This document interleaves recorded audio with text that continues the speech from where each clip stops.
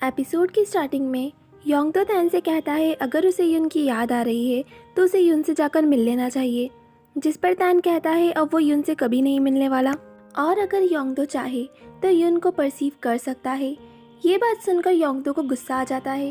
Yong गुस्से में तैन का कॉलर पकड़ लेता है, पर वो जानता था कि अभी तैन होशो-हवास में नहीं है, इसलिए वो उसे वहीं छोड़कर चला जाता है। अगले दिन वॉन मिस्टर किम को बता देता है कि उसने मिस्टर युन को वाइस प्रेसिडेंट की पोस्ट दे दी है। तभी वहाँ तैन आ जाता है और तैन की ऐसी हालत देखकर केई और वॉन दोनों को ही उसकी बहुत ज्यादा फिक्र हो रही थी, पर मिस्टर किम तो अभी भी उसे डांट ही रहे थे।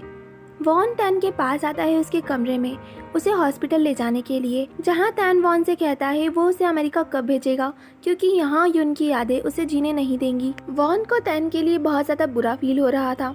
फिर वो अपने होटल में आता है जहाँ उसे योंगदो दिखता है और योंगदो के चेहरे के निशान से वो समझ जाता है कि योंगदो की किसी से लड़ाई हुई है, जो कि तैन ही होगा। योंगदो से वो तैन से लड़ाई करने की वजह पूछता है, जिस पर योंगदो उसे ताना मारते हुए कहता है मुझे माफ करना, मैं तो भूल ही गया था कि तैन का एक बड़ा भाई भी है। और इस पर वॉन उसे ताना मारते हुए कहता है मुझे लगा था तैन के दोस्त हैं, पर मैं शायद गलत था। योंगदो को वॉन की बात सुनकर अच्छा नहीं लगता क्योंकि कहीं ना कहीं वो अभी भी तैन को अपना दोस्त मानता था। नेक्स्ट सीन में हम देखते हैं बोना चैन को पढ़ा रही होती है, पर चैन का ध्यान तो पढ़ाई में था ही नहीं क्योंकि वो मोबाइल में लगा हुआ था युन को ढूंढने के लिए। वो युन का सोशल मीडिया अकाउंट चेक कर रहा था। बोना देखती है युन के अकाउंट पर एक पोस्ट पड़ी हुई है जिसमें लिखा है वो युन को मिस कर रही है। अब यहाँ बोना कंफ्यूज हो जाती है कि आखिर युन खुद को मिस कैसे कर सकती है, पर ये बात तो हम जानते थे कि ये तैन था जिसने अभी तक युन का अकाउंट अपने मोबाइल से डिलीट नहीं किया था। पर तैन देखता है युन के सारे पोस्ट धीरे धीरे डिलीट हो रहे हैं, इसका मतलब युन ने खुद ही अपना अकाउंट डिलीट करना शुरू कर दिया है। हालांकि युन भी ऐसा करके बिल्कुल भी खुश नहीं थी। नेक्स्ट सीन में हम देखते हैं तैन योशिन से मिलने जाता है, जहां योशिन उसकी चोट के बारे में पूछता है, पर तैन कुछ नहीं कहता, चुपचाप रहता है। ह्योशिन उससे कहता है कि उसे युन से जाकर मिल लेना चाहिए। योंगदो युन से मिलने आया था, पर उसे उसका एड्रेस नहीं पता था क्योंकि लास्ट टाइम जब वो युन से मिला था तो युन ने उसे अपना एड्रेस नहीं बताया था। पर तभी वहाँ युन की माँ आ जाती है और वो योंगदो को पहचान जाती हैं। वो योंगदो को अपने साथ घर ले आती हैं और उसे खाना भी ऑफर करती हैं। योंगदो खाना तो खाता है पर बहुत ज़्यादा इमोशनल हो जाता है और वो बीच बीच में युन के माँ के हाथ के खाने की बहुत ज़्यादा तारीफ कर रहा था। युन की माँ उसे बताती है कि युन कुछ काम से सियोल वापस गई है और वो उससे ये भी पूछती है क्या वो युन का अच्छा दोस्त है, जिस पर योंगदो उनसे झूठ नहीं कह पाता और बता देता है कि वो युन को पसंद करता है। अगले सीन में हम युन को देखते हैं जो कि मिस्टर किम के साथ थी और मिस्टर किम उसके ऊपर गुस्सा कर रहे थे कि उसकी हिम्मत कैसे हुई उन्हें धोखा देने की।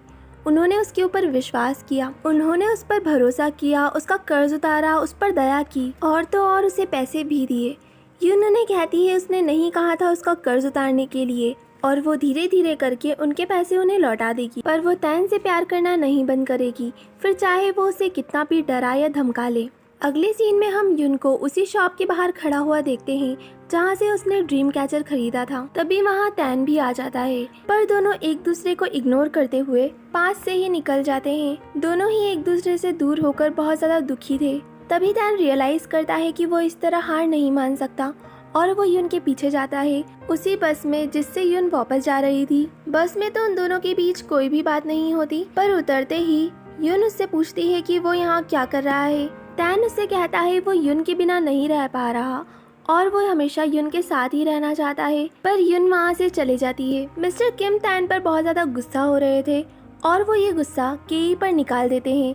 वो केई से कहते हैं तैन उसका ही गंदा खून है, उसी एम्प्लॉय का जो बिना परमिशन उसके पेंट हाउस तक आ गई। मिस्टर किम के मुंह से इतनी ज्यादा गिरी हुई बातें सुनकर केई का दिल पूरी तरह से टूट चुका था। उसे ये बात रियलाइज होती है कि जिस पैसे और शोहरत के कारण वो मिस्टर किम के पास आई थी वो तो उसे मिल गई, पर उसने अपनी इज्जत खो दी और शायद अब वो इज्जत उसे अपनी नजरों में भी नहीं मिल पाएगी। वो अपने सारे गहने उतार देती है जो उसने उस वक्त पहने हुए थे। इसका मतलब ये था कि वो अपनी इस दोहरी जिंदगी को खत्म करना चाहती थी। रेचल और योंगदो दोनों ही अपने पेरेंट्स की शादी टूटने से बहुत ज्यादा खुश थे और वो दोनों साथ मिलकर इसे सेलिब्रेट कर रहे थे। अगले सीन में हम वॉन और युनजू को देखते हैं। वॉन युनजू को तैन के बारे में बताता है कि तैन खुद को बर्बाद करने पर लगा हुआ है पर उसे आश्चर्य तो इस बात का है कि जब वो तैन की जगह था तो उसने ऐसा कुछ भी नहीं करा था।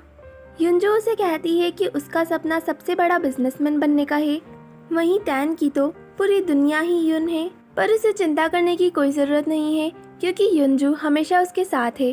वो उसके हर एक सपने में उसके साथ खड़ी रहेगी। यहाँ वॉन को रियलाइज़ होता है कि जो अटेंशन वो अपनी कंपनी को दे रहा है वो तो उसे युनजू को देना चाहिए, बिकॉज युनजू उसे डिज़र्व करती है। और इसी रियलाइजेशन के साथ हमारा ये एपिसोड यहीं एंड हो जाता है। आगे की कहानी जानने के लिए स्टे ट्यून। बाय।